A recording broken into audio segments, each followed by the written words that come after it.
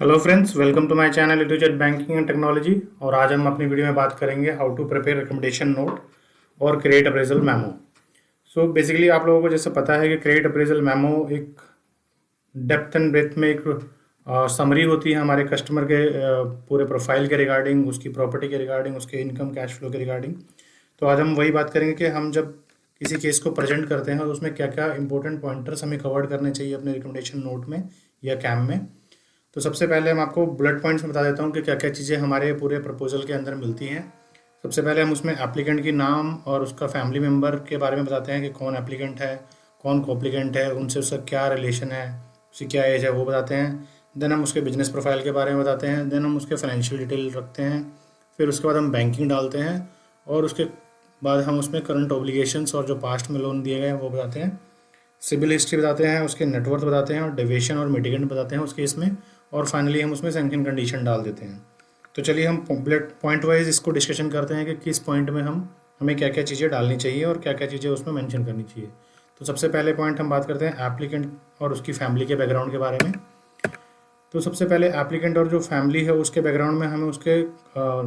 Applicant हम loan structure में किसको बना रहे हैं। एप्लीकेंट हो सकता है प्रॉपर्टी ओनर हो, एप्लीकेंट हो सकता है फर्म हो, या फिर जो मेन अर्निंग मेंबर हो वो भी एप्लीकेंट हो सकता है। उसके बाद जो उसके रिलेटिव्स होते हैं वो सारे कोप्लीकेंट में लिए जाते हैं या फिर गारंटर में लिए जाते हैं। कोप्लीकेंट में लेने की भी एक पॉलिसी है जिसमें हम हर किसी को कोप्लीकेंट नहीं ले सकते। उसकी बैंक की पॉलिसी के हिसाब से कोप्लीकेंट वही बंदा बन सकता है जो या तो उसका फैमिली मेम्बर हो या उस फर्म या वो अगर मेन एप्लीकेंट उस प्राइवेट लिमिटेड कंपनी है तो उसके डायरेक्टर, या फिर अगर पार्टनरशिप फर्म है तो उसके पार्टनर्स को लोन स्ट्रक्चर पे आना पड़ता है। और इसके बारे में हम ये बताते हैं कि जो फैमिली है वो उसका क्या रिलेशन है एप्लीकेंट के साथ, कोप्लीकेंट का क्या रिलेशन है, कोप्लीकेंट सेकंड का क्या रिलेशन है, उनकी एज क्या है, उसमें से कौन सा बंदा जो है प्रॉपर्टी होल्डर है, प्रॉपर्टी ओनर है, और उनकी डेट ऑफ बर्थ क्या है at the time of loan application, और at the time of loan maturity उनकी एज क्या हो जाएगी। तो इसके बेसिस पे आप उसके टेन्योर को डिसाइड करते हैं कि हमें मैक्सिमम टेन्योर कितना देना है उस लोन में। इसके अलावा भी हम उसमें ये चीज़ मेंशन करते हैं कि जो फैमिली है वो कौन से एड्रेस पे रह रही है, वो उसका रेजिडेंस एड्रेस है या उसका ओन्ड एड्रेस है, रेंटेड एड्रेस है या ओन्ड एड्रेस है, और वो जिस एड्रेस में रह रहे हैं उस फैमिली में कौन कौन इमीडिएट फैमिली मेम्बर हैं और उनका प्रोफेशन क्या है। ठीक है। और अगर उसमें से कोई ऐसा आपको मिलता है कि उनकी कोई मेडिकल हिस्ट्री है, कोई जो उसमें मेन अर्निंग मेंबर है उसके साथ कोई प्रॉब्लम है, तो वो भी हम उसमें मेंशन करते हैं। तो ये हो गई फैमिली और उनके फैमिली के बैकग्राउंड जिसमें हम काफ़ी सारी चीज़ें कवर करते हैं। आप नीचे सैंपल में भी देख सकते हैं कि जैसे इसमें हमारा जो मेन एप्लीकेंट है ये सीमा देवी हैं, और इनका जो कॉन्स्टिट्यूशन रहेगा वो सेल्फ रहेगा और ये प्रॉपर्टी ओनर नहीं है। इनका स्कोर -1 है, CIBIL score. Date of birth इनकी जनवरी 89 की है, एज 35 है, और हम इसे 7 साल का लोन दे रहे होंगे इस केस में, इसलिए इनकी जो age at the time of maturity जो है वो 42 ईयर्स है। तो इसी तरह अगर प्राइवेट लिमिटेड या कंपनी होगी तो उनका भी यहाँ पे ऐसे ही सेम मेंशन होगा कॉन्स्टिट्यूशन में। उनका जो कॉन्स्टिट्यूशन होगा वो प्राइवेट लिमिटेड फर्म, कंपनी या फिर पार्टनरशिप फर्म हो जाएगा, और बाकी जो होंगे वो उनके डायरेक्टर्स या पार्टनर्स लोन स्ट्रक्चर पे होंगे। तो चलिए हम आगे नेक्स्ट पॉइंट की तरफ बढ़ते हैं जिसमें हम बात करेंगे कि जब हम बिजनेस प्रोफाइल और उसका बैकग्राउंड अपने रिकमेंडेशन नोट में डालते हैं तो हमें किन किन चीज़ों का ध्यान रखना चाहिए। सबसे पहले मैं आपको बता दूं कि जो बिजनेस प्रोफाइल और रिकमेंडेशन नोट है वो आप तब प्रिपेयर करते हैं जब आप वहाँ पे कस्टमर के प्रेमिसेस पे विजिट करके आ चुके होते हैं, कस्टमर से सारी इन्फॉर्मेशन कलेक्ट कर चुके होते हैं। इसका मतलब है कि आप उस कस्टमर्स की पीढ़ी कर चुके होते हैं। तो आपको इन चीज़ों का ध्यान रखना है जब भी आप बिजनेस प्रोफाइल और बैकग्राउंड के बारे में अपने प्रपोजल नोट में डालने वाले हैं। तो सबसे पहले आपको देखना है कि जो हमारा कस्टमर है वो मैन्युफैक्चरर है, ट्रेडर है, या सर्विस प्रोवाइडर है, या कोई प्रोफेशनल सर्विसेज दे रहा है। इससे होगा कि आपका जो कस्टमर है उसके बिजनेस प्रोफेशन के बिजनेस मॉडल को समझने में आसानी होगी, क्योंकि इन सबके मार्जिन्स जो हैं उनके बिजनेस टाइप्स के ऊपर डिपेंड होता है। अगर मैन्युफैक्चरिंग है तो उसका अलग मार्जिन है, ट्रेडर है तो उसका अलग मार्जिन है, सर्विस प्रोवाइडर है तो उसका अलग मार्जिन है। साथ ही साथ इससे ये भी पता चलता है कि उस बिजनेस में कितनी कैपिटल जो है वो इन्वेस्टमेंट की गई है, कस्टमर ने अपनी तरफ से इन्वेस्ट किया है या उसने डेप्ट लेके उस चीज़ को सेटअप किया है। फॉर एग्जांपल अगर मैं बात करूं मैन्युफैक्चरिंग सेटअप की, तो मैन्युफैक्चरिंग सेटअप को स्टार्ट करने के लिए सबसे पहले आपको मशीनें खरीदनी पड़ेंगी, रॉ मटेरियल बहुत ज़्यादा परचेज करना पड़ेगा, उसमें आपकी कैपेक्स कॉस्ट जो है वो काफ़ी ज़्यादा हाई आएंगी। सिमिलरली अगर आप ट्रेडर की बात करें तो ट्रेडर में भी आपकी जो कैपेक्स कॉस्ट है वो काफ़ी हाई है, क्योंकि आपको रॉ मटेरियल जो है, जो भी आप होलसेल पे सेल करने वाले हैं, रिटेल पे सेल करने वाले हैं, उसकी परचेज कॉस्ट काफ़ी ज़्यादा रहेगी। तो इसमें आपको कैपिटल की इन्वेस्टमेंट काफ़ी रिक्वायरमेंट रहेगी। बट अगर उसके अपोजिट में हम देखें सर्विस प्रोवाइडर जो है उसमें काफ़ी कम कैपिटल की रिक्वायरमेंट होती है इनिशियल बेसिस पे। और अगर हम प्रोफेशनल की बात करें तो प्रोफेशनल सर्विसेज में भी काफ़ी कम इन्वेस्टमेंट की रिक्वायरमेंट होती है। तो बिजनेस टाइप का मेंशन करना बहुत ज़रूरी है, तो कि आप उस प्रपोजल से ये समझ पाएंगे कि बिजनेस जो इन्होंने कर रहे हैं उसमें कितने कैपिटल की इन्वेस्टमेंट हुई होगी। साथ ही साथ आपको ये देखना है कि हमारा कस्टमर जो है उसने बिजनेस जो है ये सेल्फ ओन्ड स्टार्ट किया है या उसका फैमिली ओन्ड बिजनेस है, या इस बिजनेस के स्टार्ट करने से पहले उसका प्रीवियस में कोई बिजनेस था, और अगर सेम बिजनेस ही कर रहा था तो प्रीवियसली कौन से एड्रेस पे कर रहा था और वहाँ से यहाँ पे शिफ्ट करने का क्या रीज़न रहा। ठीक है, तो साथ ही साथ आपको प्रीवियस बिजनेस का और करंट बिजनेस का एड्रेस लेना है, उनका ड्यूरेशन ऑफ स्टे, मतलब कितने टाइम से वो करंट बिजनेस एड्रेस पे बिजनेस कर रहे हैं और कितने टाइम उन्होंने प्रीवियस बिजनेस एड्रेस पे बिजनेस किया है। साथ ही साथ आपको ये भी पता करना है कि जो करंट बिजनेस एड्रेस है वो उनका ऑन्ड है या रेंटेड है, और रेंटेड है तो वो कितने पर मंथ रेंट दे रहे हैं। उसमें रेंटेड में आपको ये भी एक चीज़ नोटिस करनी है कि जो रेंटेड है वो सिर्फ उनका प्रीमिसेस ही रेंटेड है, या फिर जो मशीन्स अगर मैन्युफैक्चरिंग है या फिर सर्विस प्रोवाइडिंग है तो उसमें मशीन्स भी रेंटेड हैं, या उसकी सिर्फ प्रीमिसेस रेंटेड है। क्योंकि अगर मशीन भी उसकी रेंटेड हुई तो वो काफ़ी रिस्की प्रोफाइल हो सकता है और वो आपको कल को कलेक्शन में भी दिक्कत कर सकता है। इसलिए आपको ये इंश्योर करना है कि मशीन और जो उसका मैन्युफैक्चरिंग सेटअप हो वो रेंटेड ना हो।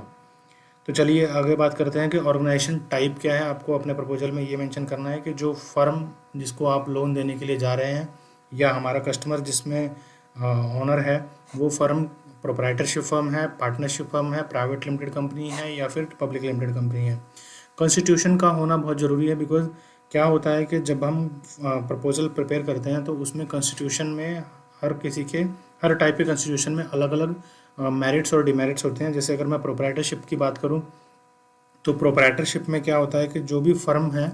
उसके जो डेटर और क्रेडिटर या जो भी उसकी रिस्पॉन्सिबिलिटी होती है बिजनेस में, रिस्क या प्रॉफिट, वो सारा प्रोप्राइटर की सोल डिपेंडेंसी होती है, उसके ऊपर सोल ऑनरशिप और लायबिलिटी भी उसी की होती है।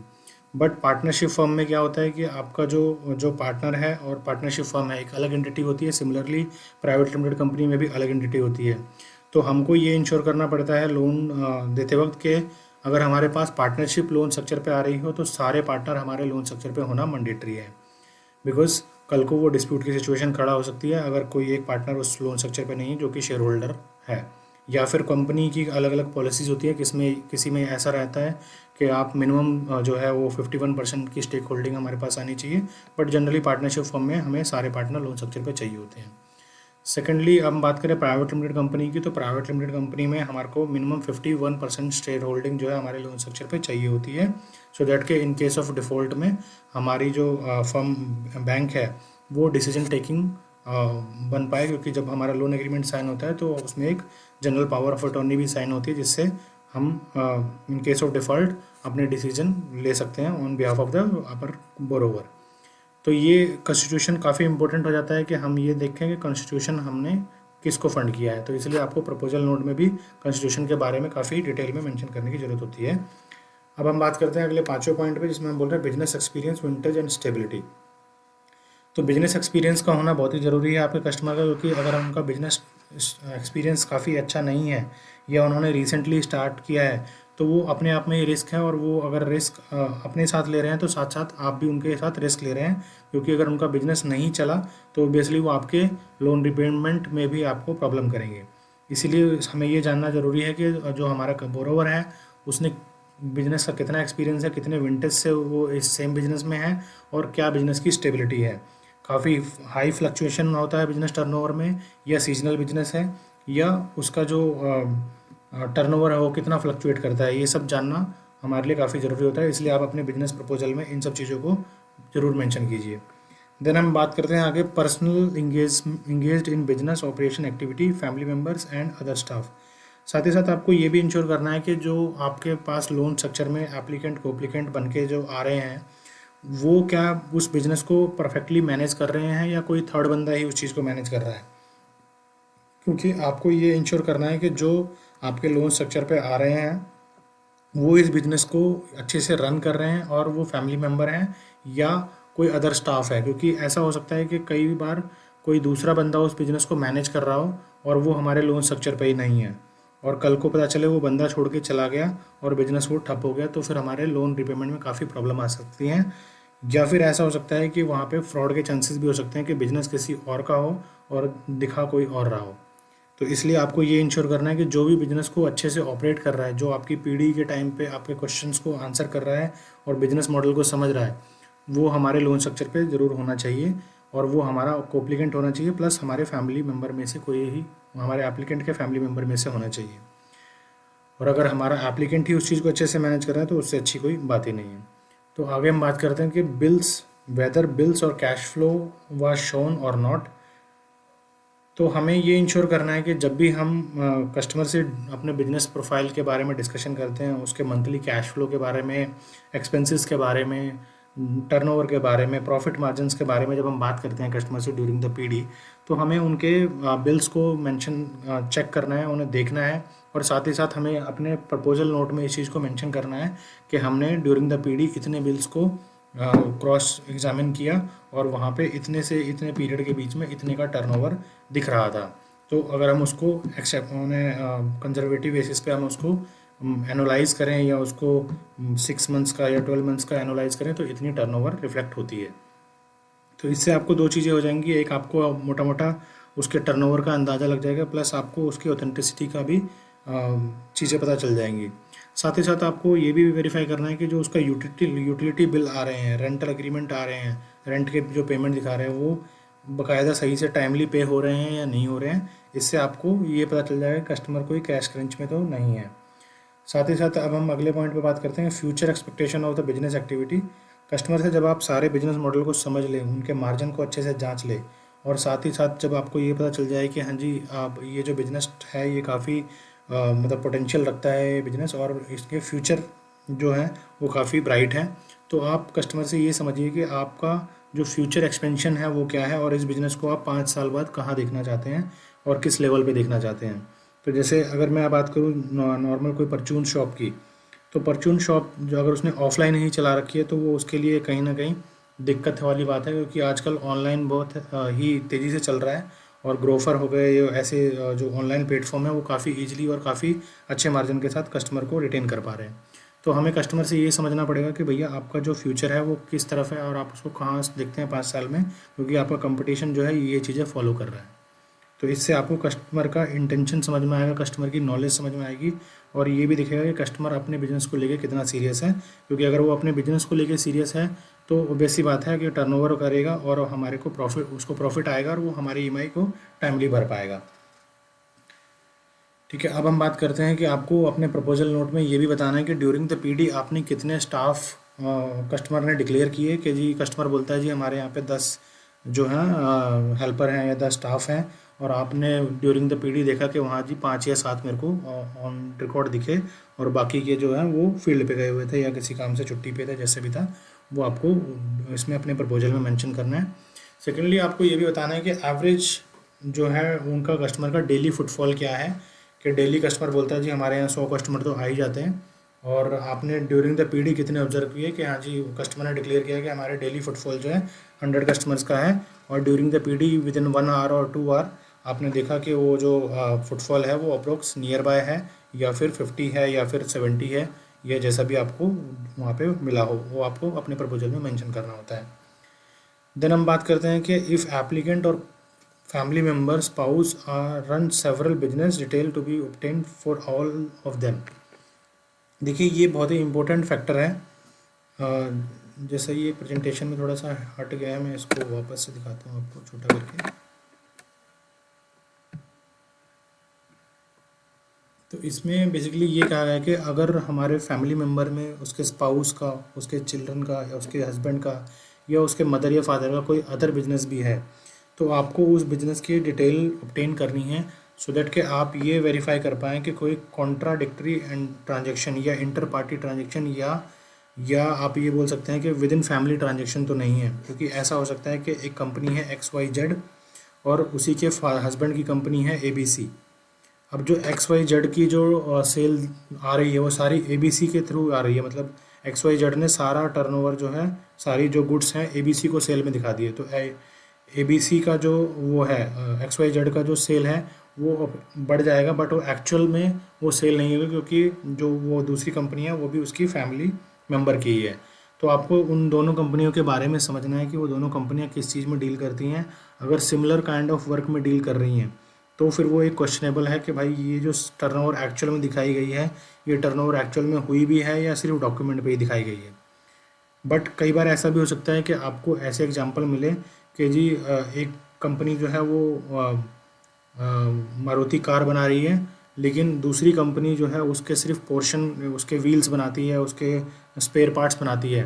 तो जो कि उसके लिए काफ़ी रिलीवेंट है। तो ऐसा हो सकता है कि एक कंपनी दूसरी कंपनी के लिए बना रही हो स्पेयर पार्ट्स और टर्नओवर बुक कर रही हो, और वो दोनों कंपनी के ऑनर जो है विद इन फैमिली हो। बट उस केस में आपको थोड़ा एक्स्ट्रा प्रिकॉशंस लेना है और उस चीज़ को समझना है कि एक्चुअल में जो टर्नओवर शो की गई है उसके अंदर वो एक्चुअल में उतनी है भी या वो सिर्फ डॉक्यूमेंट पे दिखाई गई है। उनके बिल्स देखिए, उनके इन्वॉइसेस देखिए, और दोनों के बिजनेस सेटअप को देखिए, कहीं वो एक ही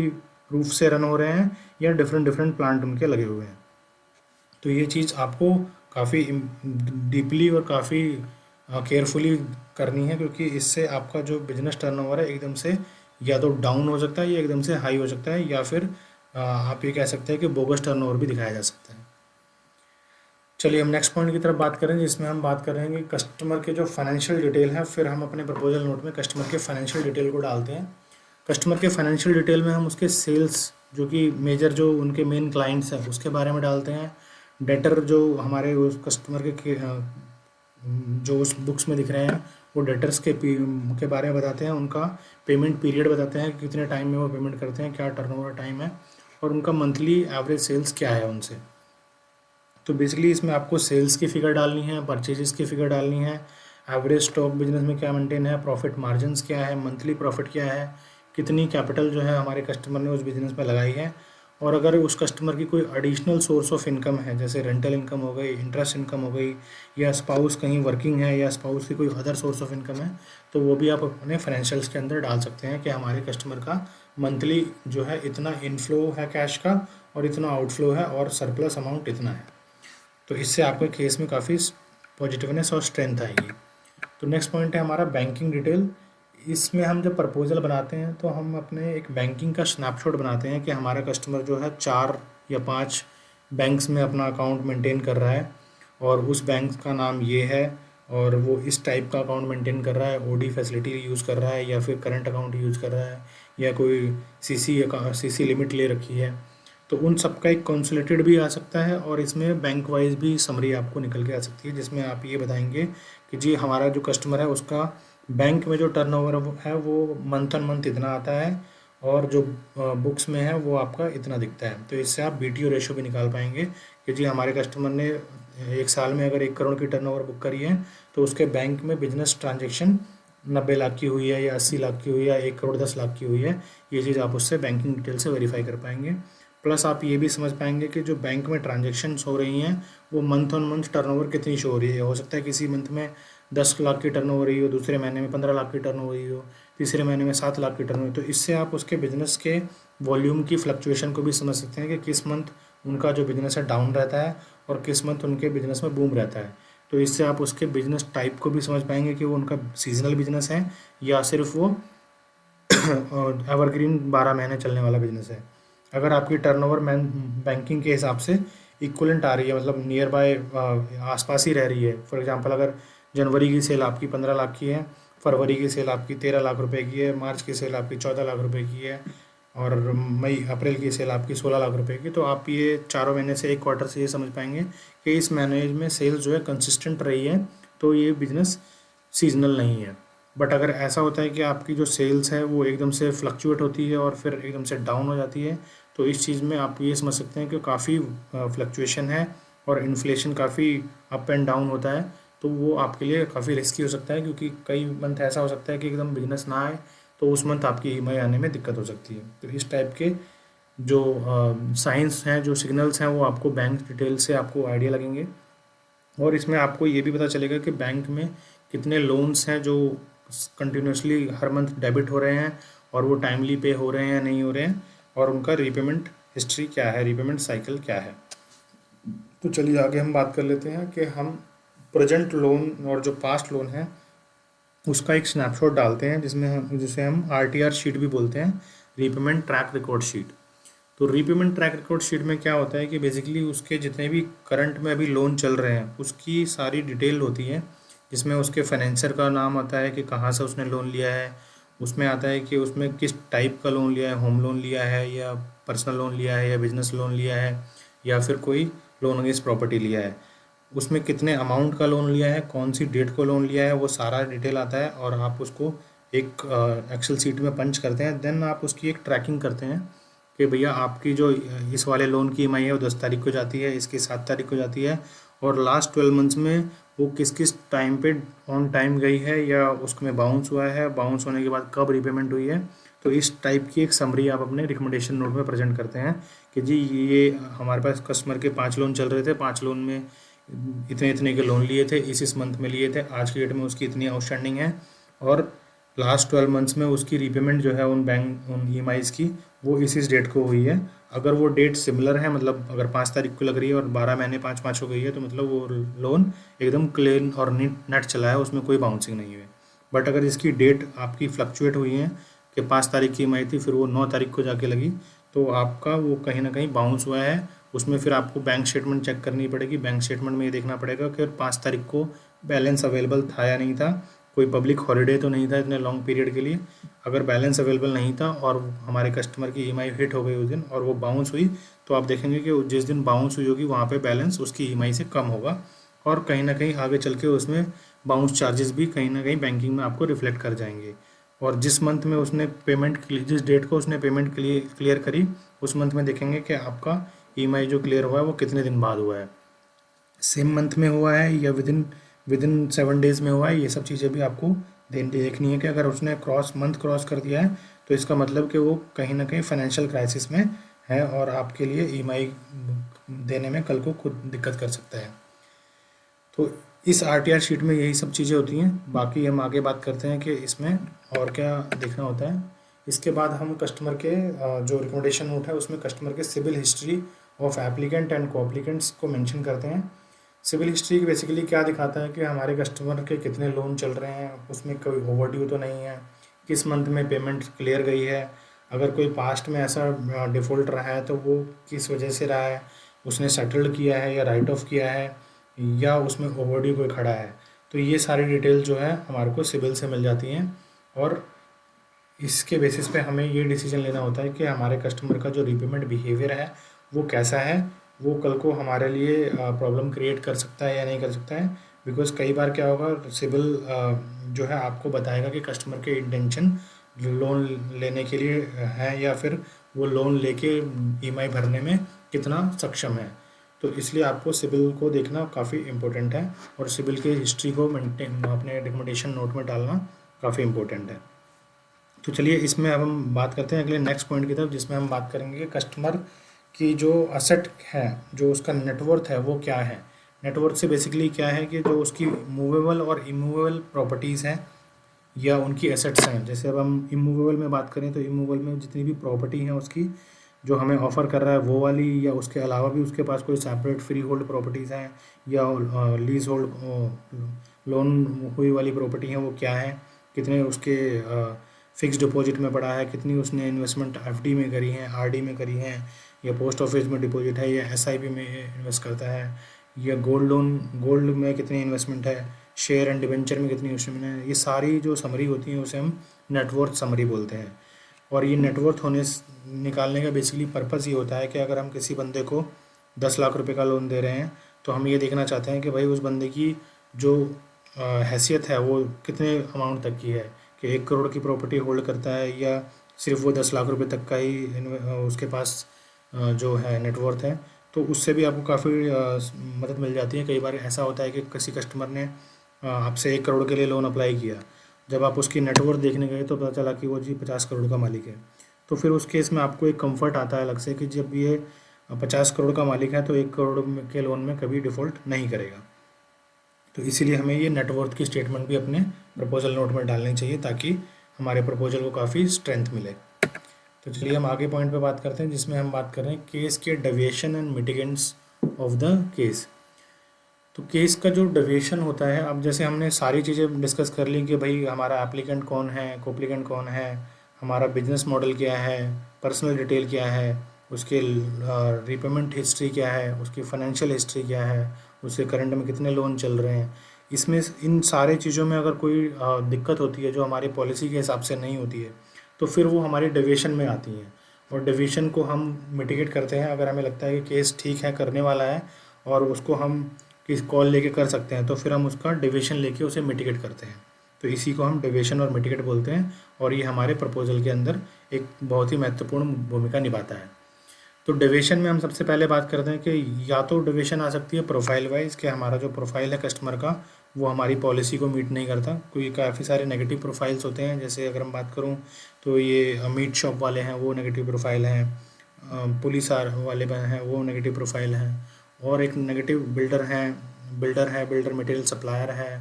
आपके लॉयर्स हैं, काफ़ी एक लिस्ट है नेगेटिव प्रोफाइल की। तो उसमें से अगर कोई हमारा कस्टमर बन के आता है तो वो हमारे लिए एक क्वेश्चन और नेगेटिव प्रोफाइल हो जाता है। अगर उसकी बाकी सारी चीज़ ठीक लगती हैं तो हम उसको विद डेविएशन उस चीज़ को कर सकते हैं। फिर हम बात करते हैं कि किसी का इनकम वाइज डेविएशन हो सकता है कि भैया हमारी जो एफआईआर है वो मतलब उसकी इनकम जो है वो उतनी सॉलिड नहीं है, बट प्रॉपर्टी अच्छी आ रही है। तो उस केस में हम ये ले सकते हैं कि हमारी जो एप्लीकेबल फायर है वो 60% है, बट क्योंकि हमारे पास प्रॉपर्टी बहुत अच्छी है, हमारा एलटीवी कंफर्ट है, कस्टमर की रीपेमेंट अच्छी है, लोन रीपेमेंट अच्छी है, और बाकी सारी जो हमारी पॉलिसी को मीट कर रहा है, तो उस केस में हम इनकम डेविएशन ले लेते हैं। वो फायर 60% की जगह मुझे 65 या 70% पे भी चले जाते हैं based on the your risk appetite. तो चलिए हम आगे बात करते हैं कि उसमें हम प्रॉपर्टी या कोलेटरल की डेविएशन भी हो सकती है, क्योंकि कई बार ऐसा होता है कि भाई प्रोफाइल भी बहुत अच्छा है, इनकम भी बंदे की बहुत अच्छी है, बट जो प्रॉपर्टी वो दे रहा है उसमें कुछ डेविएशन है, मतलब एक्स्ट्रा कवरेज किया हुआ है, या फिर कोई प्रॉपर्टी ऐसा है जो उसने कोई डेविएशन है प्रॉपर्टी में, फॉर एग्जांपल उसके कुछ पोर्शन से हाई एक्सटेंशन वायर जा रही है, या फिर रेलवे ट्रैक के पास है, या फिर और भी कोई प्रॉपर्टी रिलेटेड डेविएशंस है, तो वो उसमें अगर आता है तो हम उसको बाकी सारी के पॉजिटिव बेसिस की वजह से उस पर कॉल ले सकते हैं।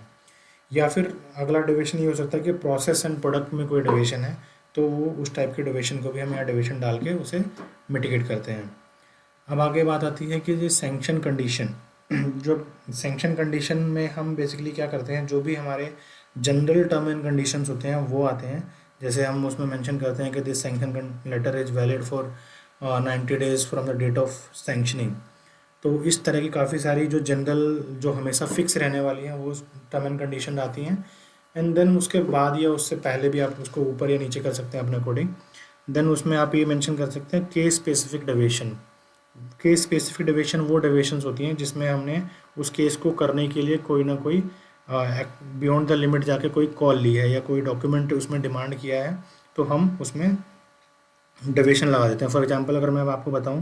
कि लेट्स से कि उसकी एलिजिबिलिटी नहीं बन रही थी बिकॉज उसकी फायर ब्रीच हो रही थी, बट वो कस्टमर बोलता है कि एक लोन मेरा ऑटो लोन है जिसका अभी 1 लाख रुपए का आउटस्टैंडिंग है, अगर मैं उसी मई को फैक्टर नहीं करता हूँ तो मेरी एलिजिबिलिटी बन जाएगी। तो कस्टमर ये बोलता है कि जी मैं अपने लोन से इसको अपने पैसे से इस लोन को बंद कर दूंगा, आप इसको क्लोज करने की कंडीशन लगा दो। तो इस केस में आप एक स्पेसिफिक कंडीशन लगाते हैं कि this auto loan to be close by customer from his own funds, और ये आपकी एक केस स्पेसिफिक डेविएशन हो जाती है। तो इसी तरह काफ़ी एग्जांपल है जहाँ पे हमारे केस स्पेसिफिक डेविएशंस लगते हैं। किसी का सिबिल में ओवरड्यू है, तो सिबिल में ओवरड्यू का कस्टमर को बोलता है कि भाई एनओसी है मेरे पास, मैं आपको लोन सैंक्शन के बाद दे दूंगा, तो उसमें आप एनओसी की सैंक्शन कंडीशन लगा देते हैं। कई बार हमारी क्रेडिट रिपोर्ट किसी केस की पेंडिंग होती है कि जिस पे जैसे एफआई रिपोर्ट नहीं आई है बट हमारे बीसीएम ने उस पर विजिट कर ली है, तो वहाँ पे भी आप सब्जेक्ट टू पॉजिटिव एफआई या subject to positive legal report के बेसिस पे केस को सैंक्शन कर सकते हैं सैंक्शन कंडीशन लगा के। तो ये इस तरह से आपका लास्ट पॉइंट आता है सैंक्शन कंडीशन का। लास्ट में आप अपने रिकमेंडेशन नोट में जो आपने उस केस के मेल में या फिर उस केस में जो अपलोड करे हैं डॉक्यूमेंट्स, उसकी एक लिस्ट अटैच कर सकते हैं कि हाँ जी मैंने इसमें क्या क्या अटैचमेंट दी है। अब इस अटैचमेंट में क्या क्या हो सकती हैं, वो हो सकती हैं आपकी CET मतलब बेसिकली कस्टमर जो क्रेडिट एलिजिबिलिटी टूल है, जिस एक्सेल के हमने उसके अंदर हमने उसका इनकम असेसमेंट किया है और एलिजिबिलिटी निकाली है, वो उसे हम CET बोलते हैं, क्रेडिट एलिजिबिलिटी टूल भी बोलते हैं इसे। देन हमारी valuation report of the property, उसमें क्या वैल्यूएशन हुई है उस प्रॉपर्टी की और उसकी क्या वैल्यूएशन आई है, वो वैल्यूएशन रिपोर्ट लगाते हैं। Legal report of the collateral, मतलब उस प्रॉपर्टी के जो लीगली पेपर हैं, वो उसकी जो चेन है वो क्लियर है या नहीं है, उसकी एक रिपोर्ट बनती है जिसे हम लीगल रिपोर्ट बोलते हैं, तो वो लीगल रिपोर्ट लगाते हैं। PD पिक्स, जो हमने PD में कस्टमर के साथ जो उसकी प्रॉपर्टी की फ़ोटो खींची है या उसके बिजनेस सेटअप की फ़ोटो खींची है, कस्टमर के साथ खड़े होकर जो फ़ोटो खींची है, उसको हम अटैच करते हैं। उससे क्या होता है, जो अंडरराइटर जब उस पिक्स को देखता है और उस बिजनेस के मॉडल को जो आपने लिखा है रिकमेंडेशन नोट में उसको समझता है, तो वो उसे कोरिलेट कर पाता है और वो अज्यूम कर पाता है कि अब मुझे इस पर किस तरह का डिसीजन लेना है और कितना इसको लोन देना है या नहीं देना है। देन हम उसमें सिबिल रिपोर्ट लगाते हैं सारे कस्टमर एप्लीकेंट्स की, and FI and FC report भी लगाते हैं सारे कस्टमर एप्लीकेंट्स की। उसके बाद हम उसमें क्रेडिट ड्यू डिलीजेंस रिपोर्ट लगाते हैं। क्रेडिट ड्यू डिलीजेंस में आपके बहुत सारी रिपोर्ट्स होती हैं, इसके लिए मैं आपको एक सेपरेट वीडियो बताऊंगा, बट फॉर एग्जांपल मैं अभी बता देता हूँ कि कुछ जैसे पैन कार्ड वेरीफाई हो गया, आपका आधार कार्ड वेरिफिकेशन हो गया, उसका आपका जो शॉप एक्ट है वो उसका वेरिफिकेशन हो गया, GST का वेरिफिकेशन हो गया, और बैंक स्टेटमेंट आपने वेरीफाई करी है तो, या उसका जो क्राइम रिकॉर्ड है, क्राइम चेक जिसे हम बोलते हैं, वो चेक किया है। तो इस टाइप की क्रेडिट ड्यू डिलिजेंस आपने क्या क्या देखे हैं उसकी एक आप हिस्ट्री वहाँ पे लगा सकते हैं। देन आप उसमें कोई केस स्पेसिफिक आपने अप्रूवल लिया है उस केस में, फॉर एग्जांपल मान लो आपके उसमें लेडी कोप्लिकेंट नहीं थी लोन स्ट्रक्चर पे, और आपने लॉगिन के टाइम पे उस केस का अप्रूवल लिया था कि हम इसको बिफोर डिसबर्सल इसको लेडी कोप्लिकेंट को लोन स्ट्रक्चर पे ले लेंगे, तो उस केस में भी आप उस अप्रूवल को अटैच कीजिए कि हाँ जी इस केस में हमने lady on the loan structure का बाद में लेने का अप्रूवल लिया हुआ है और ये उसका अप्रूवल है। या फिर किसी में PF का कम लिया है या कोई भी केस स्पेसिफिक आपने अप्रूवल लिया है, तो वो आप उसे यहाँ पे अटैच कर सकते हैं। तो चलिए गाइस, ये हमारा पूरा रिकमेंडेशन नोट का एक फॉर्मेट था जिसमें हमने सारे पॉइंट डिस्कस किए। मैं एक बार फिर से रिकैप कर देता हूँ, जिसमें हम बात कर रहे हैं कि क्या क्या मेजर इंपॉर्टेंस हमें कवर करने चाहिए अपने रिकमेंडेशन में। सबसे पहले हमें एप्लीकेंट और उसके फैमिली के बैकग्राउंड के बारे में बताना है, देन उसके बिजनेस के बारे में बताना है, फाइनेंशियल्स की डिटेल डालनी है रिकमेंडेशन नोट में, बैंकिंग डिटेल डालनी है, उसके करंट और पास्ट लोन के बारे में बताना है, सिबिल हिस्ट्री बतानी है सारे एप्लीकेंट कोप्लिकेंट की, नेटवर्थ बतानी है। नेटवर्थ मतलब बेसिकली उसकी जो प्रॉपर्टी है, उसकी एसेट है, ज्वेलरी है, उसकी जितनी संपत्ति है उसके बारे में बताना है। फिर केस में डेविएशन एंड मिटिगेंट डालने हैं, फिर उसमें सैंक्शन कंडीशन डालनी है। तो इससे आपको एक कंप्लीट जो है रिकमेंडेशन नोट तैयार हो जाएगा। इस रिकमेंडेशन नोट को देख के जो आपका अंडरराइटर है, जो अप्रूविंग अथॉरिटी है, वो उस केस पे डिसीजन लेने के लिए एकदम सक्षम हो जाएगा। उसे आपसे ज़्यादा क्वेश्चन आंसर नहीं करने पड़ेंगे। हो सकता है वो आपको एक सिंपल कॉल के बेस पे भी इस केस को कर पाए, या हो सकता है बिना आपसे बात करे भी इस केस को डिसीजन दे पाए, बिकॉज आपने पूरा जो A to Z डिटेल्स होती हैं उस केस के रिगार्डिंग वो सारा आपने अपने रिकमेंडेशन नोट में प्रेजेंट किया होगा अच्छे से। तो गाइस, होपफुली आपको ये वीडियो अच्छी लगी हो। अगर आपको ये वीडियो पसंद आई तो आप इसे ज़्यादा से ज़्यादा शेयर कीजिए। अगर इसमें कुछ ऐसा पॉइंट्स है जो हमें और कवर करना चाहिए तो आप अपने कमेंट बॉक्स में मुझे बताइएगा, सो दैट कि मैं नेक्स्ट टाइम इस चीज़ को कवर कर पाऊँगा। और आपसे रिक्वेस्ट है कि जितने ज़्यादा इस चीज़ को शेयर कर पाएंगे उतना ज़्यादा मुझे इसमें खुशी होगी और लोगों को इसका फ़ायदा होगा। Okay guys, thank you.